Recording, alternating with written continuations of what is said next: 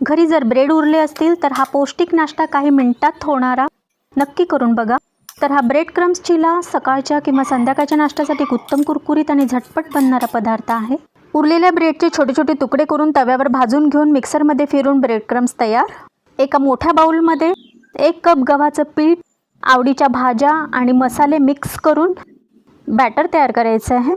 Batter व्यवस्थित नीट एकत्र करून डोशाच्या मिश्रणासारखं बॅटर तयार करायचं आहे। आवश्यकतेनुसार पाणी घालायचं आहे आणि 10 मिनिटे बाजूला ठेवायचं आहे। 10 मिनिटांनंतर बॅटरमध्ये 1 सॅचेट इनो घालून बॅटर व्यवस्थित मिक्स करायचे आणि आता गॅसवर तवा गरम करा, त्यावर थोडे तेल पसरा। तव्यावर एक मोठा चमचा भरून बॅटर टाका आणि गोलाकार पसरवा। मध्यम आचेवर चिला खालच्या बाजूने सोनेरी आणि कुरकुरीत होईपर्यंत भाजा। त्यानंतर उलटून दुसऱ्या बाजूनेही तेल लावून छान भाजून घ्या। तयार झालेला हा गरमागरम ब्रेड क्रम्स चिला